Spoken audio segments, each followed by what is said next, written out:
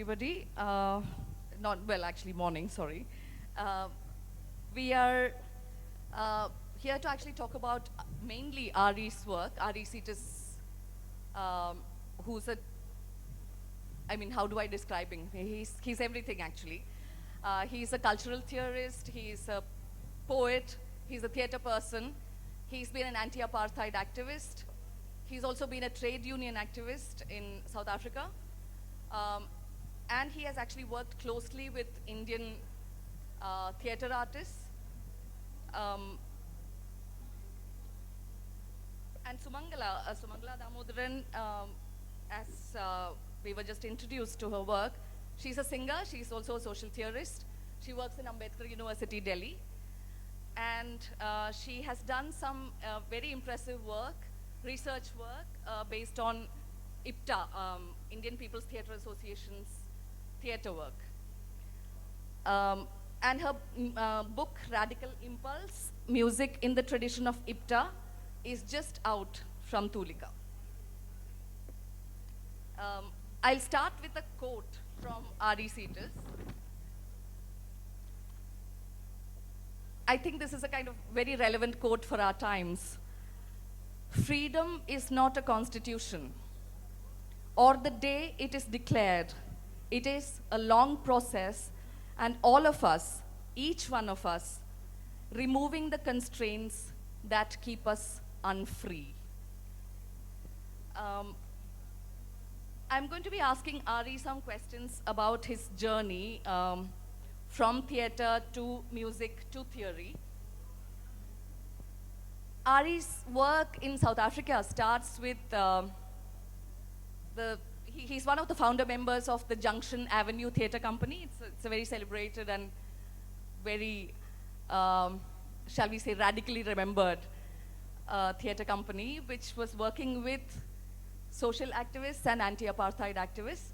So Ari, can you tell us something about your work with the Junction Avenue Theatre Company, and also how you worked with some of the major theatre people of that time, including Ramula Makene.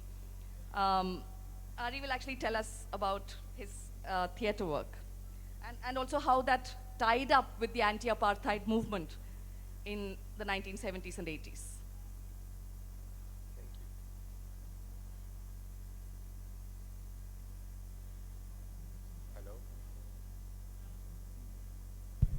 Hello. Thank you. It's wonderful to be here.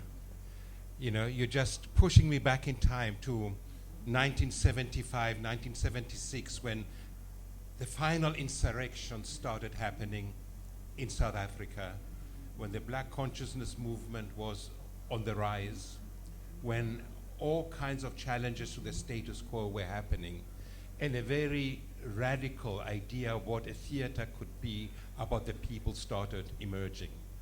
Many of us were not trained in the theater, but we were brought into it through being inspired by fantastic improvisers, directors, who were using their bodies, their language, their images to construct hope, to create challenges.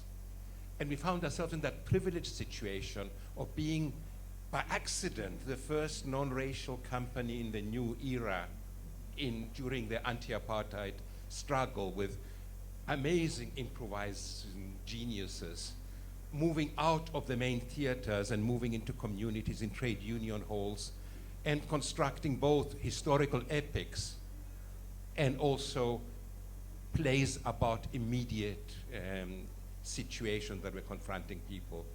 So in the next 4 or 5 years, we just didn't know what pushed us and what did we push. Demands were growing, gatherings were becoming bigger, bigger and bigger. All of a sudden, you realize that the little project you started was becoming of national importance. The cops were at your door, you were in and out of detention, things were banned everywhere. So that wave made us somehow, and we responded in the best way we could. That's how we started. Ari, I want to ask you a question based on what you just said. you know, I mean, this is the anti-apartheid period. This is the apartheid regime in South Africa when you start your theater work, when you also start your sociological work, right? So how does one, how did you place yourself vis-a-vis the ANC? How did you place yourself vis-a-vis Zulu nationalism? You know, how does this actually work with, how do you work with the people instead of working about people? How do you work with the people? Well, you know, it was, you see, it wasn't possible to say you are ANC. You know, it wasn't possible, you know, that was an immediate kind of 5 minutes and you're in. It was possible to be part of a Congress tradition of some kind, to have friends everywhere, and to respond to issues as they were arising. And they were arising in the communities and in the labor movement, very significantly. And because we were brought in, and I played the stupid manager, white manager, in a play that circulated in the hostel system illegally. So I became a kind of a micro-hero in that community of hostel workers, single males from the countryside working in the steel industry. So everybody started knowing me as the person who got his butt kicked. So that gave me access at a time when the labor movement was beginning to recruit thousands and thousands of people. And later, a thesis wrote itself about the rise of social movement, trade unionism in South Africa. You know, so that, and I had to do that finally because theater was not paying the bills, art was not paying the bills, you know, but my good teachers, David Webster, who's been assassinated, and Eddie Webster, kept on giving me scholarships to continue doing the stuff I wasn't supposed to be doing. So that's how, you know, you started working with communities, with narratives. You started giving them the microphone and saying, do it, you can. And then Durban, it became an explosive labor movement using Zulu metaphors and Zulu cultural kind of symbolic universes to construct an anti-apartheid kind of sense. So that's where really things exploded. Where about, at one point we counted there are about 5,200 cultural activists operating in and around the labor movement there, of whom I knew, let's say, 20. So, and then came the counter-revolution, and then came the repression of anything public, and that killed that popular theater for a period of time. Ari has also, you know, Ari is somebody who works very closely with tonalities and sound, whether it's in theater or in his poetry. By the way, I just want to tell you now that we are going to feature some poems and some songs. This is not just a conversation, this is going to also have some readings of poems as well as singing of some music. So since you work since your work is actually very closely related to tonalities and soundscapes, is that how you arrived at poetry, from theater? Or was poetry already there? Poetry was secretly there, but not explicitly so. But, you know, a lot of the theatrical performance activity was musical. There is an incredible musicality there in Gauteng, in KwaZulu-Natal, and in the Limpopo regions. So, you know, the words come to you, but sounds come almost first. You know, it's almost as if, you know, there is this drone starting, and then there is a kind of a melodic disjuncture beginning to happen, and then words burst through, words start finding you. That's how it started, really. And when everything, kind of the public performance side died, I found myself in my room exploding creatively in terms of words now. And I didn't think I was a poet. I was supposed to be a quantity surveyor in the final instance. You know, that's what my parents wanted me to become. But they failed, and I'm glad they did. You know, but words came, and then my poetry had resonance, and it happened, and then the Congress of South African Writers was formed, and they were the first to publish my poetry. And because it was movement stuff, everybody bought it, because whether to read it or roll cigarettes with it, I don't know, but you know, it happened. And then it became, the musicality was there from the beginning. You know, that's how, yeah. Yeah, and Sumangala's work with IPTA, you know, I would like Sumangala to speak a bit about her work with the Indian People's Theatre Association, where she's been a singer in multiple languages. So Sumangala also actually comes to theatre with music. And so music, theatre, and poetry are three things that that actually in a way unites all of us. I mean, I haven't worked that closely with theatre, but well, somewhat theatrical poetry, shall we say. So Sumi, can you tell us a little bit about your work with IPTA? Yeah. Well, my research on the Indian People's Theatre Association's music is for the period of the 1940s and 50s, which was also the, in my view, the most vibrant period.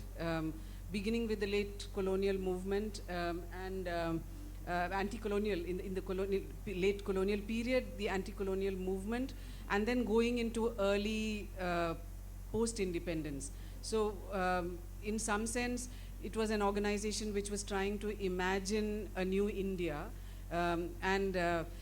Ironically, a lot of the questions that are being thrown up again and again as we speak were being actually debated, you know, questions of nationalism, what is the, who are the people, what is the nation, and so on. So now for me, in terms of my own trajectory, I have had the good fortune of working with some major stalwarts, Safdar Hashmi, Habib Tanveer, and so on. And so in both, you know, working with someone like Safdar Hashmi, not directly in street theatre, but you know, watching him write, you know, and convert a poem into song to be performed on the street was, in retrospect, training, in some sense, to work with word and sound. Similarly with someone like Habib Tanveer, or also briefly Prasanna. And all these people work very closely with the relationship between word and sound, in some sense, and to be performed on stage. So somehow that dovetailed for me with what I was finding as archival material on the music of the IPTA and the context in which it would be performed. And and then when I started looking at that material more intensely to try and understand it as part of a radical impulse, which is something that you know, was happening in many parts of the world at the same time, I was also then trying to find a theorizing that could actually capture a moment like the, you know, like the 40s and 50s in India. I did find that the theorizing that came out of the radical movements in the West was actually lacking in terms of you know, understanding the forms which were emerging in a country like India. And so, you know, to connect with Ari's work, not just Ari's work, but work that came out of the cultural movement in South Africa and other parts of Africa as well, I found was engaging with the kind of questions that an organization like the IPTA was engaging with. So, you know, what are the forms of the people, to put it very briefly, and how do you actually understand what happens to forms as they move from the village to the stage, or from the village to the street? And, you know, so how were musicians engaging with these forms? I found some of the debates that came from South Africa very useful.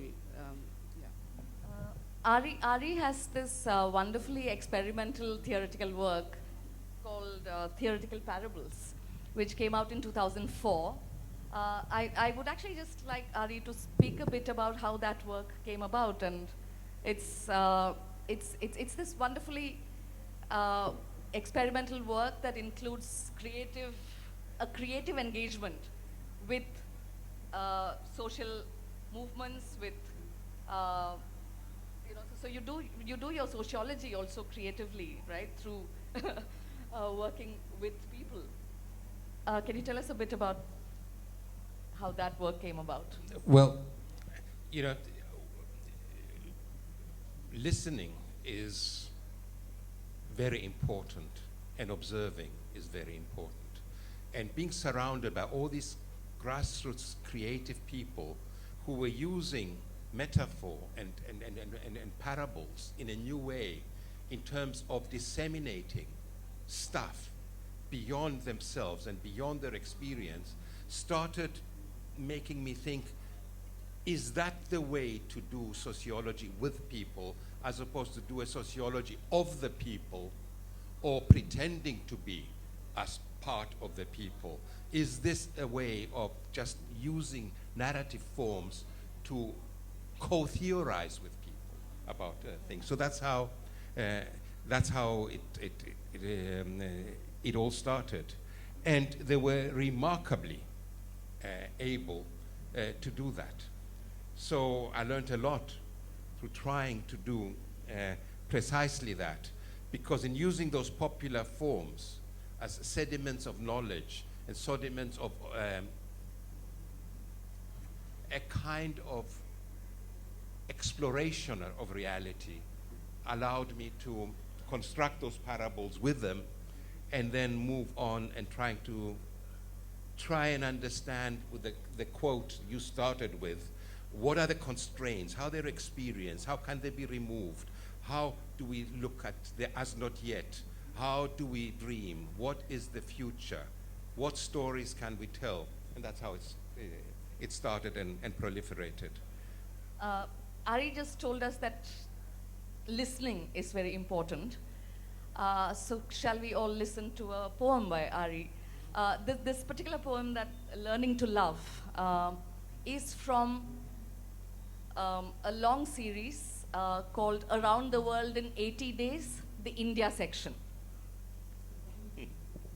Yeah. So unfortunately, in my travels through India and trying to become a latter-day Phileas Fogg, as in Jules Verne, there was a mistake of reading the poetry of Faiz and some of his more private poetry of longing, hope, love, etc. And learning to love is inspired by him. Here, some beads for the wave of your tresses. Beat them in hard, shiny against the jet black of your graying hair. Slaves were traded for them. Fingers bled to thread them. They shine. Little colorful skulls of the Day of the Dead from Mexico. I come from far. Here, the beads. Plate them in the jet black of your graying hair so I can learn to love you. Here, some tears for the dimple of your cheek. Run them slow, shiny against the narrow of your chin. Infants were killed for them. Palms were leathered to collect them. They shine, sunstruck crystals from the salt pans and the pampas. I come from far. Here, the tears. Rain them softly against the narrow of your chin so I can learn to love you. Here, some soot for your brow and lashes. Texture in deep, a dark henna against your haunting eyes. Outcasts were starved for them. Joints were cracked to scoop them. They haunt tiny mirages of the desert. From the pit bogs and the crags of the equator, I come from far. Here the suit crafted against your haunting eyes so I can learn to love you. Here, some red pearls for your ears. Hang them low, crimson treasures from your softest lobes. Naked divers lost lungs for them. Eardrums exploded to collect them. They pulse, little ripe pomegranate seeds from the reefs and the swells of the Red Sea. I come from far. Here the pearls, pierce them through and hang them from your softest lobes so I can learn to love you. Here is the soft pink for your lips. Smooth it over, soft and aromatic scent for a future kiss. Jews and pigs were boiled for them. Chemists lost their skin for them. They entice the madness between their heart and flower, and the vats and cauldrons of the subcontracted East. I come from far. Here, the soft pink, caress it on softly, an aromatic scent for for a future kiss, so I can learn to love you. Leave your breasts bare. There is no mindless youth or loot to hide there. Leave them just there, so I can learn to love you. Thank you.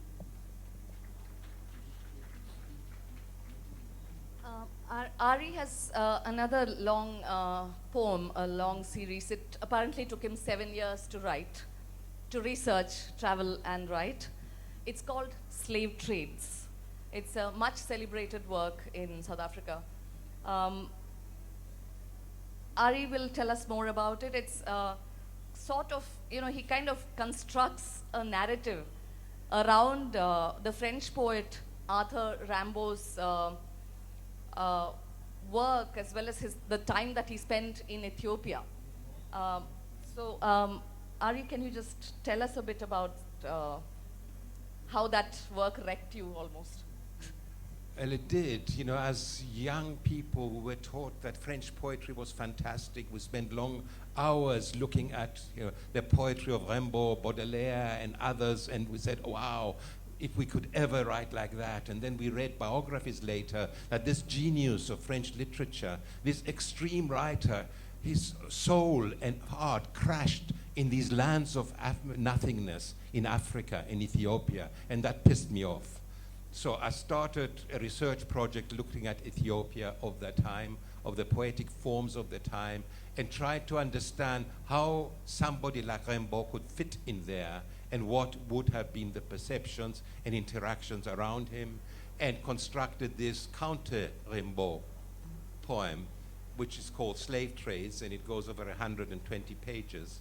And, trying to look at the moment when Ethiopia resisted, as the last place to have managed to resist colonialism in 1896, as the last place, but already in decline. They won the war, but they lost the peace. And looking at how all kinds of famines and plagues and so on started surrounding lives, and Rimbaud going a bit demented and then being sent back to die in France, and leaving basically nothing behind him but guns that he sold to the Ethiopian elite that managed to block the Italians from conquering the lands. So that's basically it. And it was very tiring and very exhausting to do that 7-year research and writing. So that's, yeah. Thank you. And then, after Slave Trades, we come to Marikana, another poem by Ari. Ari will tell us actually about the event of Marikana and how this poem came to him. Yeah. This is the year 2010. 2009. 2012, all of a sudden, after so many years of struggle, where the labor movement had played a significant role in the emancipation of people in South Africa, how was it that in a worker-friendly society, all of a sudden, miners on strike are being murdered by our own police forces after a diktat coming from above that the strike must be broken? And that shocked the country beyond recognition in 2012. And Marikana became a kind of point of no return in South Africa. There is the pre-Marikana and the post-Marikana period, where attitudes have really hardened. So the Marikana poem was written the night we watched what was going on video. And basically, I was recording it. And then I tried to reverse the video to bring the miners back to life. And I failed, because every time I did so, the video would launch forward and they'd be shot again and again and again. And that started the idea of a poem, which is a very long poem to read now. But it goes through a lot of the emotions of that period and moves on to the end, leaving us with a large, harsh landscape of new furies, about things that endure and things that have died, that torn certainties of class endure. The weaver also endures, who weaves the blankets of the dead, green blankets of our shrouded dreams, where humanity has died in Marikana. And at the end the poem was saying, the strike is over. The dead must return to work. And left it at that. A poem that made new friends and lost many old friends. You know, so, yeah. Now, Marikana, the particular event in Marikana where peacefully striking miners were shot dead by the state. This also occasioned the collaborative project that Sumangala and Ari started. They founded a collaborative project that I'm part of as well. It's called the Insurrection Ensemble, and it's a collaborative project of poetry and music between Indian poets, South African poets, Indian musicians, and South African musicians. We are a large group actually of poets and musicians. I think by now we've gone through a few changes, etc. But I think there are 14 artists who are part of Insurrections. We have, well,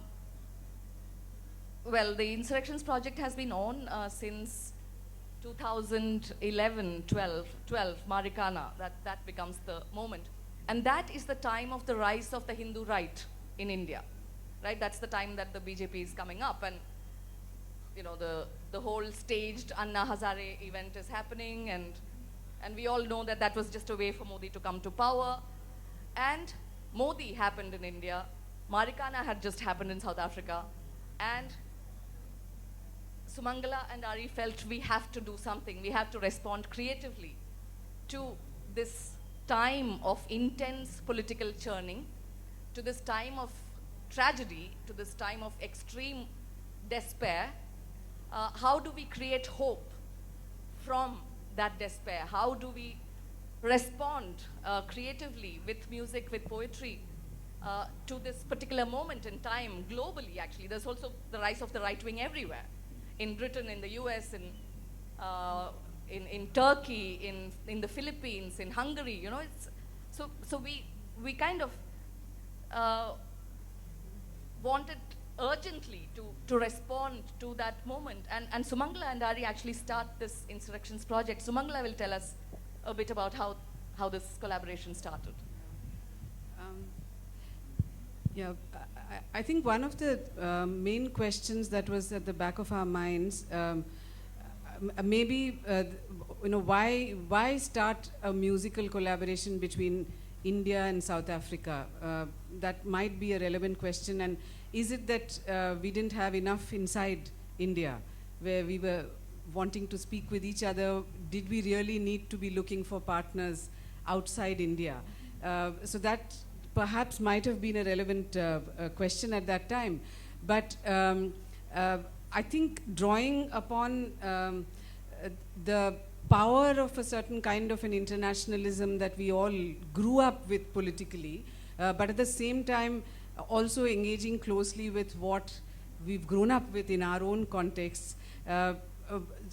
When we started having a conversation about what was happening in the two countries and about musical traditions and poetic traditions, what we did find that there was a remarkable resonance that was there.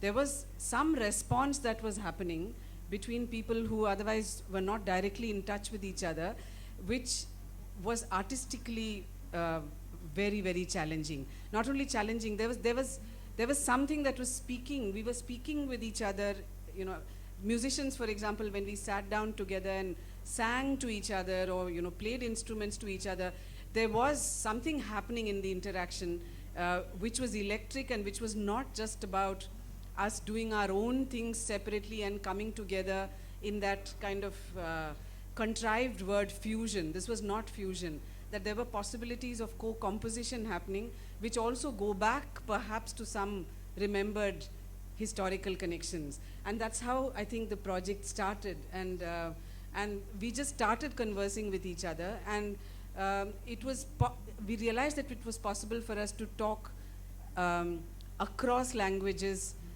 So in as much as we were speaking, Malayalis are in conversation today with Kannadigas and with Urdu, for example, as we speak, with the Hum Dekhenge controversy. In quite the same way, perhaps, it wasn't so difficult for us to also respond to Zulu without knowing anything about Zulu. So we were responding in some sense to the tonalities of the languages, and it was a difficult project, but I think it's worked, and audiences have been responsive. In South Africa, we've also performed once in India at two Twice, venues. Twice actually, at the Kochi Biennale last year, 2018, and at Serendipity. Yeah, in and Goa. somehow not understanding languages did not seem to be a barrier, and we were really being able to understand. Well, it is an experiment between sound and word, and musical word, but not just any word. Going back to what you're saying, it's this sense of disquiet, nature in disquiet, people in disquiet, everybody in disquiet. How do we capture that? Therefore, we needed teams of poets to start working together, and poets started producing the lyrics, and then felt very depressed when the musicians smashed them up, changed them around, chopped them up, rearranged them. Anyway, it's been very successful. It is now in its the fifth CD has been produced, and we won 2 national awards for composition and musical arrangement in South Africa through this. So it's happening. We don't know what the next project is, but I think our societies are making the future projects very easy. They're doing their best to provide us with material. I wish they stopped. I hope the group dies because it's not necessary anymore. But you're doing your best to keep us on our feet. But that's how it I will ask Ari to read one poem that we actually co-wrote.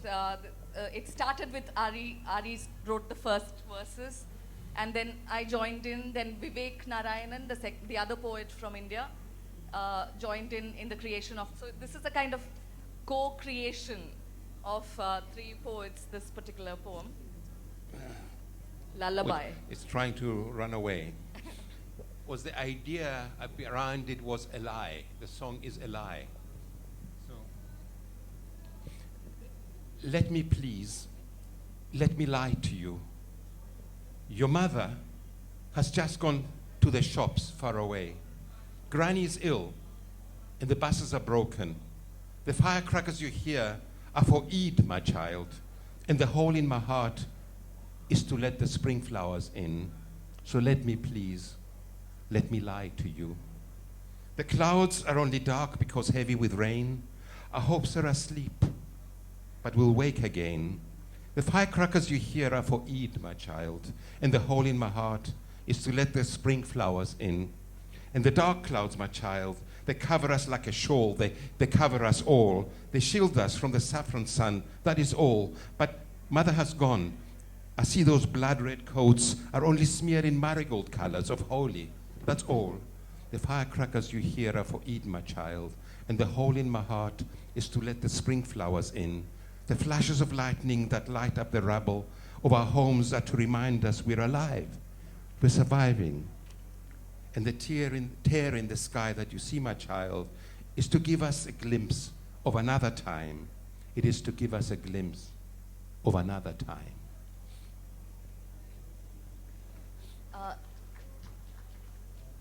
The way we have actually worked is,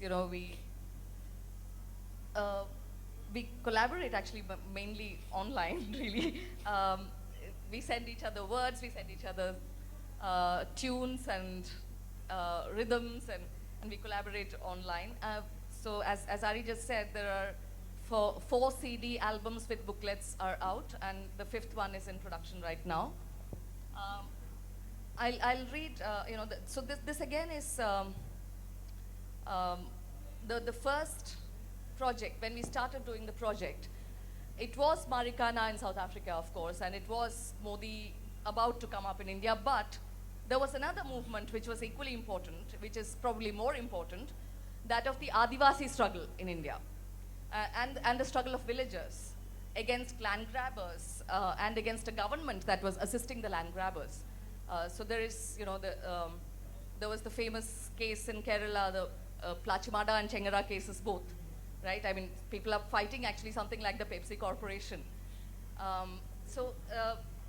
That is actually where, so when Sumangala and Ari spoke to me about the possibility of collaborating in this project, that is what I had in mind. That was my immediate context. The struggle of the people, the struggle in villages, the struggle of the Adivasi, the tribals. So this is a poem this was the first poem I actually wrote for the project. It's called 13th Insurrection of the Earthworms. We till the land and plow the field. We cannot wait till the cows need to come home. No, we breed under your toes and silently chew, masticate the earth and prepare you to precipitate the thunder of your own end.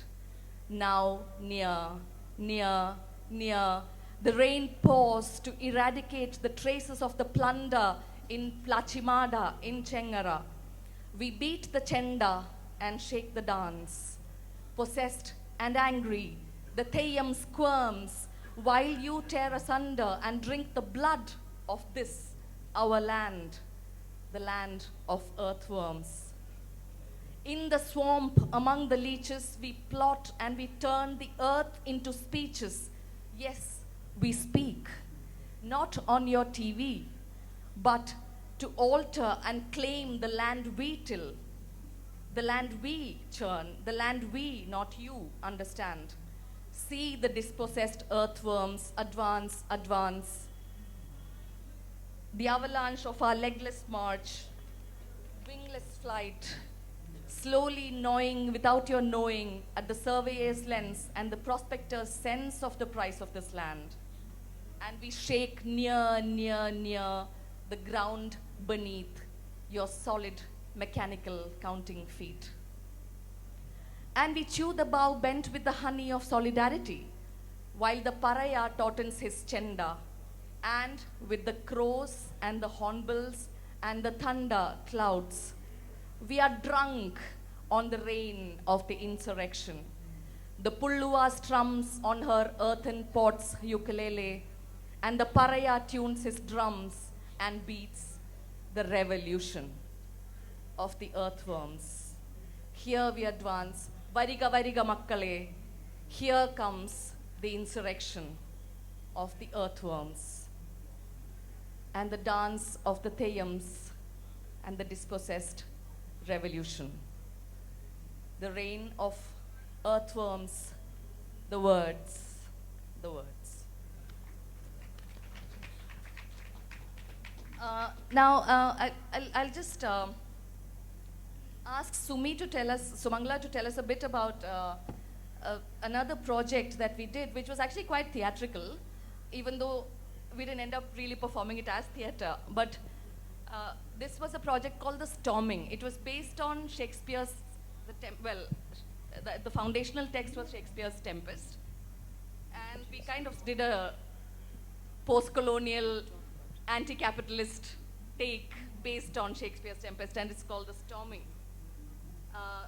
Sumangala will speak a bit about it and we'll sing. Yeah.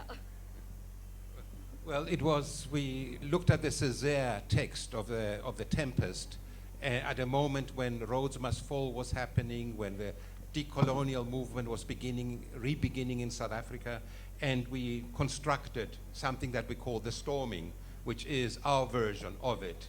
And it was done in 7 languages, and it was long compositional pieces using the Bhairav, the Yaman, the Maskandi, all kinds of forms in a sustained way. And there was some beautiful music produced, and that really got us all the accolades. But, and it's one of the best songs there. Yeah, so Sumangala will present you one song. So we kind of, we still stuck to the characters of Shakespeare, but we changed them around. So Caliban becomes a woman, Calibana. Ariel becomes a woman, Ariella. This is Ariella's song.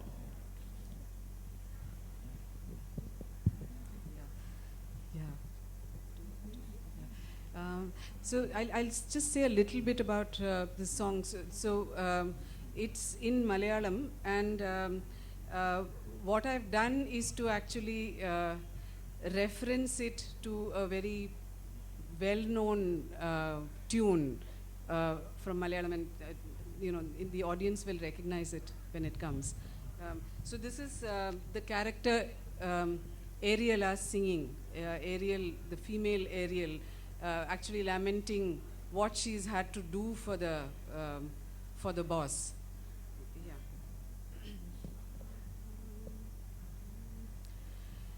മേഘപ്പുതപ്പിൻ ലോലമാം കൈകളിൽ മുങ്ങിരസിക്കേ ആഴക്കടലിൻ മേഘപ്പുതപ്പിൻ ലോലമാം കൈകളിൽ മുങ്ങിരസിക്കേ ആഴക്കടലിൻ തൊട്ടിൽ കൈകളിൽ കാറ്റിന്നുച്ചിയിൽ കയറിപ്പായേ താരങ്ങളരികിൽ നോക്കിനും വാക്കിനും എത്താ ദൂരത്തിൽ നാവികരൻ താരം നോക്കിച്ചലിച്ചു എങ്കിലുമേ മാൻ്റെ കൂത്തുപാവ ഞാൻ മനമൊരു പങ്കുണ്ടു ഏമാൻ്റെ കയ്യിൽ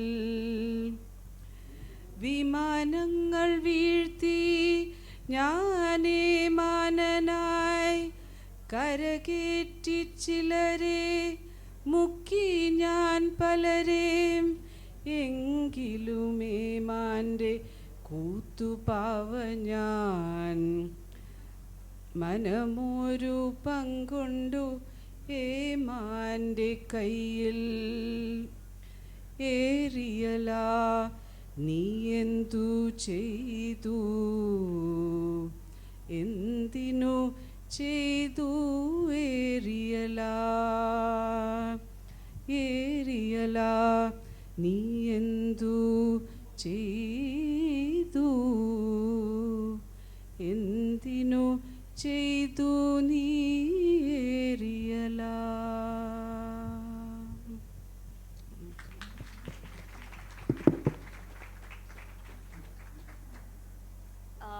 Ari, one last question, and then we end with another song, which Sumangala will sing. The last question is actually about your India connection. How did you come to India? You want the funny story or the real one? The real one. Well, actually, the fun story. 10 years old. Meet this most fantastic 12-year-old woman who I was trying to impress, and it was in the mountains, and I even fed her snowflakes in the face. I stood on my head, I did somersaults. I went to school with geography, we're doing India. I learned about the elephants, I learned about Gandhi, I wrote nice essays. I got 9 out of 10 for my essay. I came back, I told her, hey, I learned a lot about India. Oh, shut up, you. I'm Pakistani, you idiot. But I learned about India. Many years later, I've been in and out of JNU in quite a few times. I was, at the Institute of Advanced Studies there. I met people who were creative, who were sociologists, and Shazam, there is Sumangala Damodaran doing this curating work about resistance music, and I say, what is that? show me, she sits me down, she plays Iqbal Bano to me, and she plays me her recordings, and I say, oh my God, something's going on in terms of India. But I have returned. I was the Bhagat Singh Chair, inaugural one at JNU, much more about historical sociology. And that, keeping in touch with a lot of primarily Delhi-based academics and creative people who 50% of them are from Kerala anyway. So, that dragged me towards trying to understand this space as well. So that's how India happened. But India was in Durban as well. I was friends with the Gandhi family, with the Mirs and others during the anti-apartheid struggle. So there was a mythical India somewhere there. So it's been there. So now, yeah. Ari has also worked with Deepan Shivaraman, the theatre person who originates from Kerala. He's in the same university as Sumangala, Ambedkar University. So Ari has actually done an amazing theatre production called Dark Things, which takes off from his text Things That Matter, which also is multilingual, which Sumangala has composed music for, and she's been part of the scenography and all kinds of things for in that production. And meanwhile, Insurrections also carries on. We don't know where we are going next. But it's been an education for all of us in several ways. It's been a political education. It's been an education for some of us on how to write for music. I learned a lot from writing poetry for music, especially writing in Malayalam for music was challenging for me, but also very creatively satisfying as well. And for Ari and Sumangala, this is nothing new. For me, it was to write for music. So basically, Insurrections Ensemble carries on. Hopefully, we will have a 6th production. The 5th one the album is in the making right now. We'll end with, again, this is the very last thing. We'll end with another song from Insurrections. This one is called Insurrection of the Flowers. So this song was originally, the poem was written in English. It was Ari's poem called The Insurrection of the Flowers.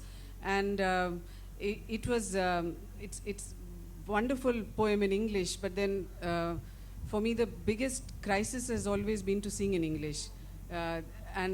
So we were keen to get it translated, and it was translated really badly by somebody initially. It wasn't, word and sound were not going together. The translation was quite bad. And finally, but almost at the last minute, just before we needed to have our concert, it was translated by a young poet, and actually not a poet officially, but a young person who's teaching in a rural school in Madhya Pradesh. And he translated it into Urdu, Hindustani actually, and that is a translation that for me worked very well with the images that came from the original English. So I'll sing that song to end the session. The Insurrection of the Flowers. एक तितली करे परवाज और मादूम हो जाए, कहीं बुलबुल रगे आवाज से महरूम हो जाए, शहादत यूं भी होती है। न कोई अब्र गरजा था, न कोई बरक चमकी थी, मुझे बस याद है खामोशियों के बाद खामोशी। हवा ठहरी हवाओं में ज़मीं के बाद बात ठहरे, मेरी आँखों से निकले आंसुओं में आसमां ठहरे। गुलों ने जब गुलामी की सलीबे तोड़ कर फेंकी, बगावत यूं भी होती है।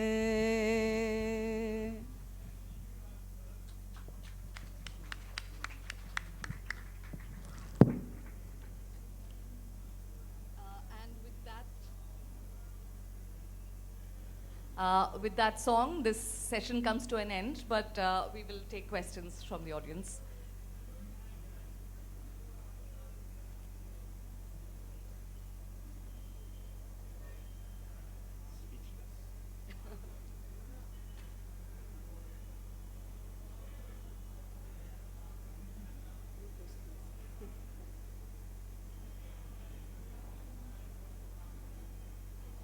Everyone has been left speechless by Sumangala's beautiful singing.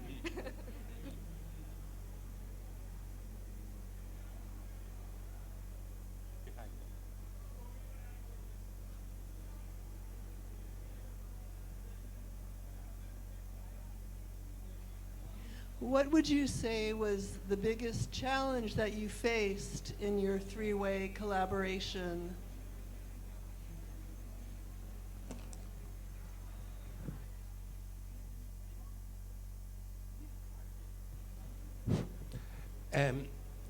The greatest challenge was to find a way for the musics to be composed.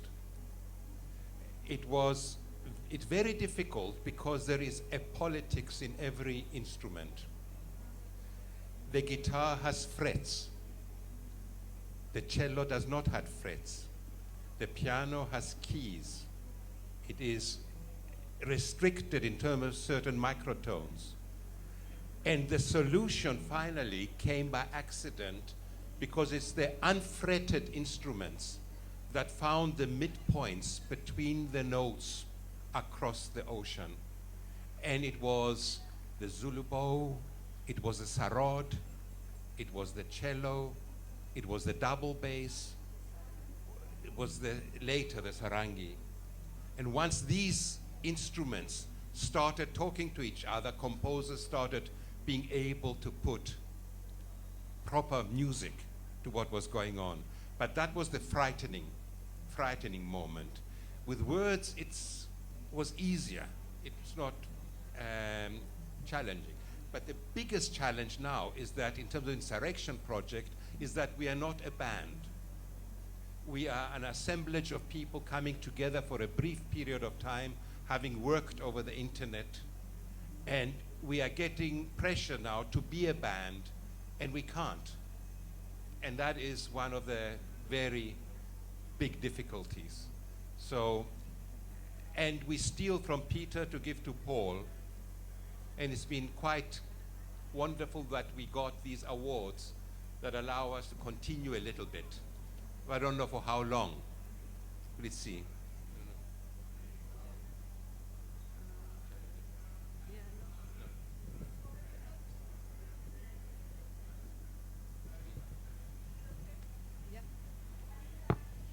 Mangala, why don't you tell us about the musical challenges?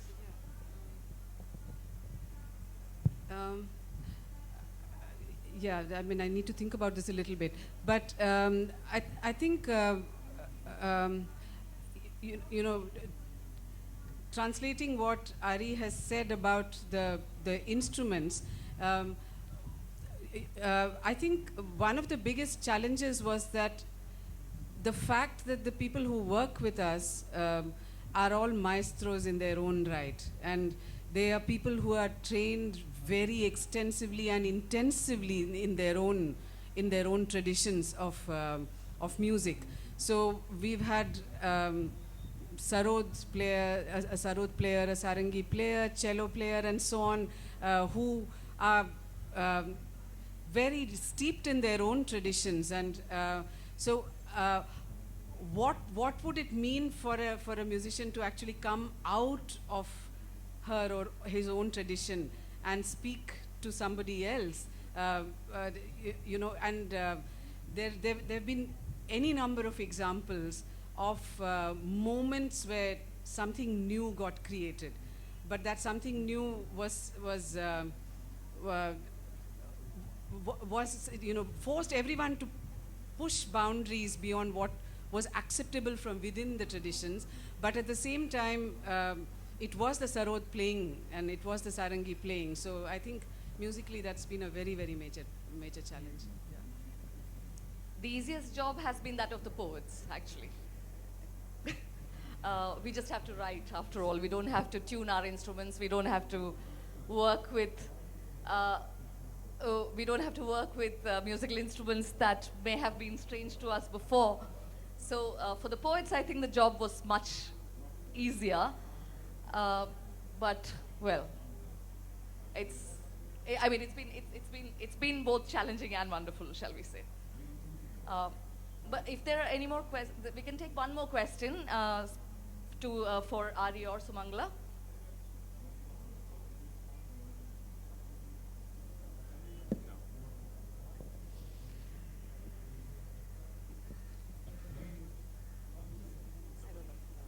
Okay. Yeah, so we are closing the session, moving on to the next one. Thank you, Ari, thank you, Sumangala, for your wonderful voices of poetry and music. And thank you, everybody, for staying on patiently to listen to all of us.